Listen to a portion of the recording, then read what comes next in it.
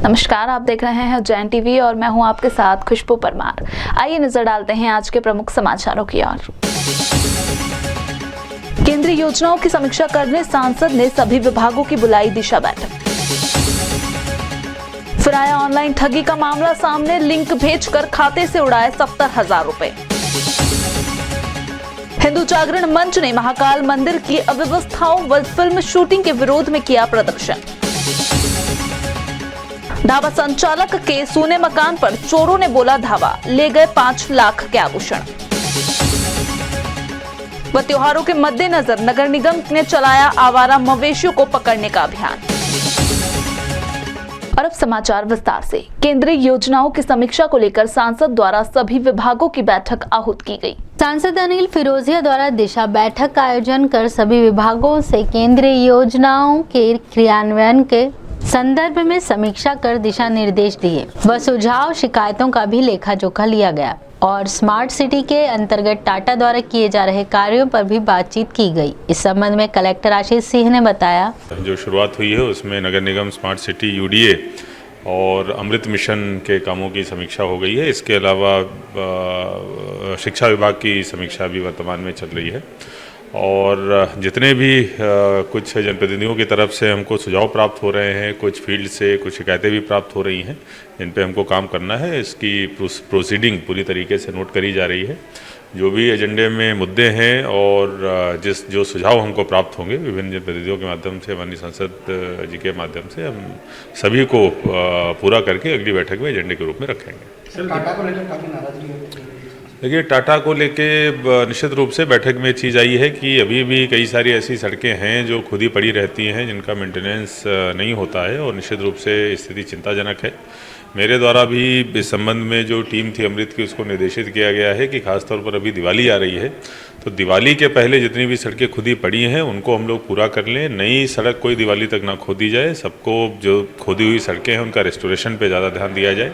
कोठी पैलेस स्थित बृहस्पति भवन में आयोजित की गई जन सुनवाई, कलेक्टर, एसडीएम सहित सभी अधिकारी रहे मौजूद। प्रत्येक मंगलवार की तरह इस मंगलवार को भी कोठी पैलेस स्थित बृहस्पति भवन में जन सुनवाई आयोजित की गई।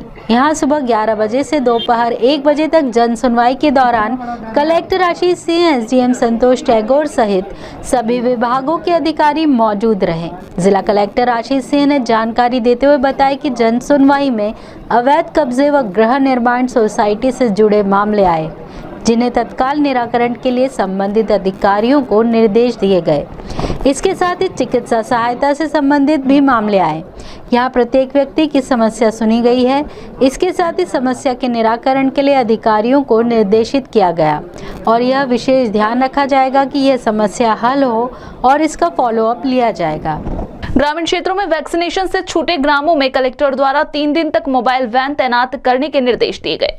कलेक्टर आशीष सिंह ने टीएल बैठक में जिले के सभी एसडीएम को निर्देश दिए कि जिन ग्राम पंचायतों में 10 से ऊपर 100 तक व्यक्ति वैक्सीनेशन से छूट गए हैं, वहां पर आगामी 3 दिनों में स्थायी रूप से मोबाइल वैक्सीनेशन टीम भेजकर वैक्सीनेशन करवाया जाए। साथ ही उन्होंने कहा कि शनिवार तक सभी ग्राम पंचायतों एवं नगरीय निकायों से 100% वैक्सीनेशन के प्रमाण पत्र प्राप्त करके जिले को 100% वैक्सीनेटेड जिला घोषित करने के लिए प्रतिवेदन राज्य सरकार को भिजवाया जाए। बैठक के संबंध में वैक्सीन अभियान प्रभारी कल्याणी पांडे ने बताया, वैक्सीनेशन के लिए हमें लक्ष्य मिला है कि हम 100% अपने शहरी क्षेत्र जो है उसका कंप्लीट कर लें वैक्सीनेशन। उसके लिए सभी लोगों से यह अपील है कि नगर निगम क्षेत्र ने अभी तक अच्छा कार्य करते हुए 93% वैक्सीनेशन कंप्लीट कर लिया, परंतु जो 7% लोग बचे हुए हैं वो कृपया करके आके केंद्रों पर हर रोज़ प्रतिदिन वैक्सीनेशन कराया जा रहा है, वहाँ पर आकर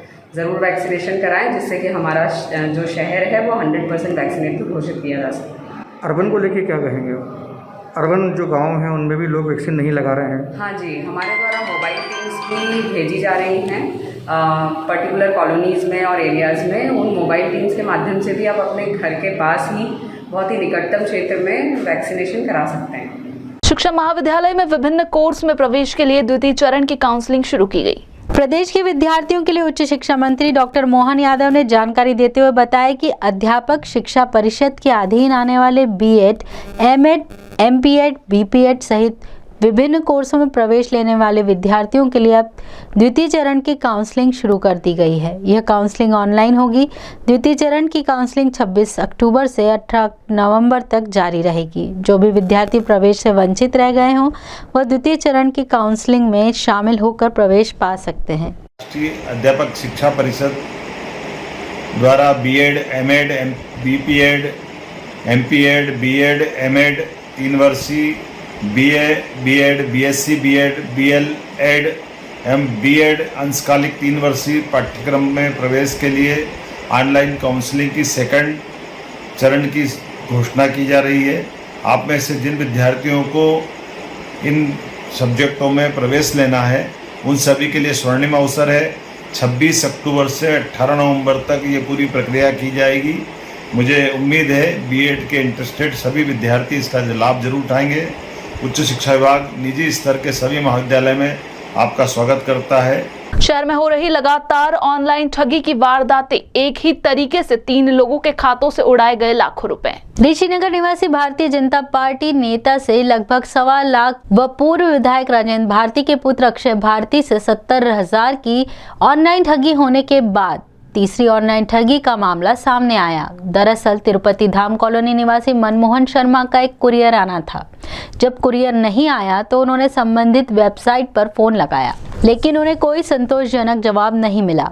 इसके बाद एक अन्य नंबर से उनके पास फोन आया और कुरियर के बारे में बात कर उन्हें एक लिंक भेजकर 5 रुपए ट्रांसफर कराए और उसके बाद उनके खाते से अलग अलग किश्त में लगभग 71,000 रुपए निकाल लिए गए। ठगाए गए मनमोहन शर्मा को अपनी एफआईआर कराने के लिए भी बहुत मशक्कत करना पड़ी। इस बाबत उन्होंने जानकारी देते हुए बताया, दिनांक 5 अक्टूबर को जो मेरे साथ साइबर ठगी हुई है उसके अंतर्गत मैंने सर्वप्रथम थाने के टीआई से टेलीफोन पे बात किया। उसने मुझे साइबर जाने के लिए बोला। जब मैं साइबर गया तो वहाँ ताले लगे हुए थे। दूसरे दिन सुबह जब मैं साइबर पहुँचा वहाँ से बोला कि थाने में पहले रिपोर्ट कीजिए और उसकी कॉपी हमें दीजिए। थाने वाले साइबर भेजते रहे, साइबर वाले थाने भेजते रहे और 6 तारीख के दिन शाम को 6 बजे मेरा आवेदन बामुश्किल थाने पे लिया गया और उसके बाद 6 तारीख से 23 तारीख तक मैं एफआईआर करने पर जोर देता रहा, लेकिन मेरी एफआईआर नहीं हुई। आखिर में मैंने मुख्यमंत्री सहायता 181 पे संपर्क किया और उससे मुझे सफलता मिली। 23 तारीख को सुबह 10 बजे मेरे पास थाने से फोन आया कि आप आइए, आपकी एफआईआर करने के लिए हम तैयार हैं। अब मेरी एफआईआर हो गई है और साइबर वाले और पुलिस वाले जो भी तफ्तीश करेंगे वो अपनी जगह पे है, लेकिन मैंने उन्हें मेरे अपने निजी सोर्सों से और अपने बैंकर्स की मदद से मेरे साथ फ्रॉड करता का नाम, bank account number, telephone number सभी कलेक्ट करके दिया है। 6 तारीख से 23 तारीख तक मुझे किसी प्रकार की राहत नहीं मिली है, न ही मुझे मेरा पैसा वापस मिला है। मैं यहाँ की कानून व्यवस्था और पुलिस व्यवस्था के बारे में मतलब बड़ा आश्चर्यचकित हूँ कि एक पत्रकार होने के नाते 50 वर्ष मैंने प्रेस से रिलेटेड काम किया है। उसके बाद जब मेरी सुनवाई थाने में नहीं हो रही है तो एक आम आदमी के साथ क्या व्यवहार होता होगा। इस संबंध में थाना चिमनगंज के एसआई रविंद्र कटारे ने बताया, मनमोहन शर्मा करके एक लिखित शिकायत आवेदन लेके आए थे, जिस शिकायत आवेदन के संबंध बताया गया था कि ऑनलाइन उनके पास एक लिंक आई थी जिस पे उन्होंने क्लिक करा था। क्लिक करने के बाद में उनके अकाउंट से करीबन 70,000 रुपये फ़ोन पे या गूगल पे के माध्यम से सामने वाले अकाउंट में ट्रांसफ़र हो गए थे। अज्ञात व्यक्ति और अकाउंट चालक और मोबाइल धारक जो था उसके खिलाफ 420 के तहत प्रकरण पंजीबद्ध किया गया। जांच की जा रही है। अकाउंट नंबर और मोबाइल नंबर की डिटेल निकाली जा रही है। जैसा भी होगा आगे विवेचना जारी है। थाना विजयगंज मंडी देवास ने शातिर पशु चोर को गिरफ्तार कर 55 लीटर कच्ची शराब भी जब्त की। दरअसल मुखबिर की सूचना पर कार क्रमांक MP 091324 को रोका गया। वह उसमें से 55 लीटर कच्ची शराब जब्त कर कुख्यात पशु चोर इंदौर निवासी अशरफ और सलमान निवासी देवास को गिरफ्तार किया गया। ढाबा संचालक के घर चोरों ने बोला धावा, सूने मकान में नकूचा तोड़ कर ले गए 5 लाख के आभूषण। नानाखेड़ा क्षेत्र इंदौर रोड स्थित महावीर बाग कॉलोनी में रहने वाले ढाबा संचालक के घर अज्ञात बदमाशों ने चोरी की वारदात को अंजाम दिया। ढाबा संचालक अन्नू ने बताया कि सोमवार की शाम जब वे ढाबे पर थे तब घर से उनकी पत्नी और बच्चे फ्रीगंज खरीदारी करने गए। उस दौरान अज्ञात बदमाशों ने दरवाजा तोड़कर घर में प्रवेश किया और चोरी की वारदात को अंजाम दिया। जब परिजन लौटे तो घर का ताला टूटा हुआ था और सारा सामान अस्त व्यस्त था। चोर 5 लाख के सोने चांदी के आभूषण और नकदी चुरा ले गए।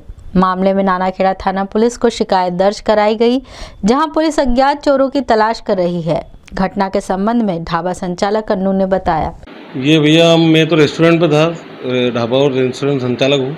वाइफ और बच्चे गए हुए थे फ्रीगंज कोई काम से, और ये 7 बजे गए लगभग और ये आए 8:30 पौने 9 बजे। इनका आते से फ़ोन आया मेरे को कि अन्नू घर पे चोरी हो गई है। वो मैं जैसे आया भगा तो पूरा घर बिखरा हुआ था, अंदर 3-4 अलमारियाँ बिखरी हुई थी। और करवा चौथ के लिए इन्होंने गोल्ड पूरा निकाला था लॉकर से, पूरा वो भी चले गया। जमा पूंजी थी 35-40 हज़ार रुपये मेरे थे, 20-25 हज़ार रुपये वाइफ के जमा करे हुए थे, बच्चों की गुल्लक सब ले गया सर वो, और चांदी का आइटम सब कुछ ले गया, कुछ भी नहीं छोड़ा। कहाँ से उन्होंने एंट्री की, किस तरीके से एंट्री सर वो हमारा अनुमान है, वो पुलिस ने भी कल अनुमान निकाला, ये यहाँ से रेलिंग से कूद के आए और रेलिंग से कूद के पीछे किचन वाला गेट इन्होंने तोड़ा, भीड़ का वो है वो एक हथौड़ी में टूट गया वो, और ताला भी था उसमें, बहुत मोटा ताला था, वो भी ले गए चले गए, ताला भी नहीं था उसमें। और वो सीधे अंदर गए रूम में और अंदर से ही उन्होंने वारदात करी और वहीं से चले गए। घटना के दौरान कोई लाइट जाने की क्षेत्र की पूरी हाँ, अभी मोहल्ले से पता लगाया तो वो बोल रहे थे कि लाइट गई है थी, पर वो मेरा अंदाजा ये है कि पास में डीपी एक है, उसमें अगर अपन एमसीबी बंद करें तो पूरे मोहल्ले की लाइट, पूरे महावीर बाग की लाइट चली जाती है। तो ऐसा अंदाजा है कि वो लाइट बंद करी गई है चोरों के द्वारा। हिंदू जागरण मंच ने महाकाल मंदिर में जारी अव्यवस्था और मंदिर परिसर में की जा रही फिल्म शूटिंग का किया विरोध। हिंदू जागरण मंच के कार्यकर्ताओं ने नारेबाजी करते हुए जिला कलेक्टर के नाम महाकाल मंदिर की अव्यवस्थाओं व मंदिर में हो रही फिल्म शूटिंग पर आपत्ति लेते हुए ज्ञापन सौंपा। हिंदू जागरण मंच के कार्यकर्ताओं का कहना था कि महाकाल मंदिर में प्रशासन द्वारा काफी अव्यवस्था फैला दी गई है। मंदिर में दर्शनार्थियों को व्यवस्थित रूप से दर्शन नहीं हो पा रहे, लेकिन फिल्म की शूटिंग बददस्तूर जारी है। वहीं ओ माय गॉड 2 फिल्म में फिल्माए जा रहे सीन में भगवान का अपमान है, जिससे हिंदू आस्था को फिल्म के माध्यम से ठेस पहुंचाई जा रही है। अगर आगे भी इसी प्रकार से अव्यवस्था और हिंदुओं की भावनाओं से खिलवाड़ होता रहा तो हिंदू जागरण मंच उग्र आंदोलन करेगा। प्रदर्शन के संबंध में हिंदू जागरण मंच जिलाध्यक्ष नीलू चौहान ने बताया, हिंदू संस्कृति के दृष्टिकोण को से सप्तपुरियों में से एक महाकालेश्वर मंदिर उज्जैन अवंतिकापुरी विख्यात है, जो हिंदू संस्कृति को दर्शाता है और हिंदू समाज को भी एक संदेश देता है कि महाकाल मंदिर एक हमारा आस्था का केंद्र है। दूसरा ये है कि जो सभी मंदिर है वो आज हमारे पूरे विश्व में विख्यात है। उज्जैन एक तीर्थ स्थली है, 12 ज्योतिर्लिंगों में से एक है। जैसा कि आप सभी जानते हैं अभी OMG की शूटिंग चल रही है, और वैसे भी उज्जैन जो है फिल्म का एक केंद्र बन चुका है। इसी को ध्यान में रखते हुए हमारा प्रशासन से यह आग्रह है कि जो आने वाले समय में जो शूटिंग हो, मूवी बने, उसकी पटकथा को पढ़ लिया जाए जो हिंदू आस्था को ठेस ना पहुँचाए। अगर वो हिंदू धर्मावलंबियों के विरुद्ध कोई पटकथा रही या स्क्रिप्ट रही तो हम लोग हिंदू जागरण मंच उग्र आंदोलन करेंगे। दूसरा ये है कि जो महाकाल मंदिर में प्रवेशिकाएं उतारी जाती है वह एक स्थायी स्थान पे उतारी जाती है, लेकिन VIP का जो VIP प्रोटोकॉल से आते हैं उनका कोई नियत स्थान नहीं है। उनका भी एक नियत स्थान दिया जाए ताकि सभी को एक संदेश जाए कि बाबा महाकाल के यहाँ पर किसी से भेद नहीं किया जाता। तीसरा ये है कि आने वाले समय में हमको वेशभूषा का एक पता चला था कि भारतीय जो परिधान है हमारा, एक सलवार सूट है या भारतीय नारी की एक जो साड़ी रहती है वो है, तो शुभ्र वेशभूषा पहनकर ही मंदिर में दर्शन करने की अनुमति प्रशासन को देनी चाहिए। शहर में नगर निगम द्वारा 3 शिफ्ट में आवारा मवेशी पकड़े जा रहे हैं। लगभग 1000 मवेशी भेजे गए कपिला गौशाला। उज्जैन नगर निगम द्वारा त्योहारों को देखते हुए शहर में आवारा मवेशियों को पकड़ने के लिए अभियान चलाया जा रहा है, जिसके तहत दिन और रात में मवेशी पकड़ने के लिए कई टीमें बनाई गई हैं। इन टीमों द्वारा 3 शिफ्ट में शहरों के विभिन्न मार्गों पर घूमने वाली आवारा मवेशियों को पकड़कर कपिला गौशाला भेजा जा रहा है।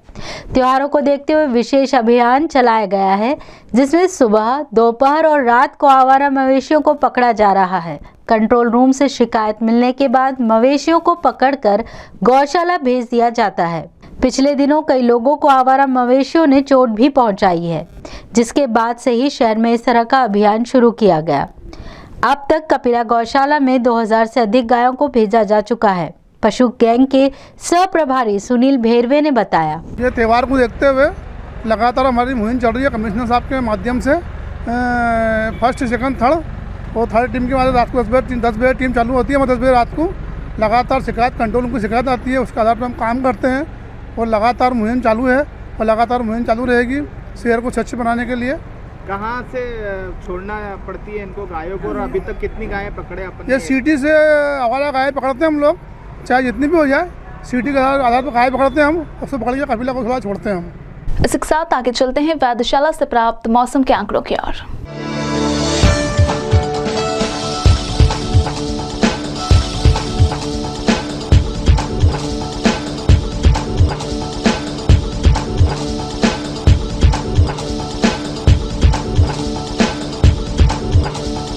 अंत में प्रमुख समाचार एक बार फिर।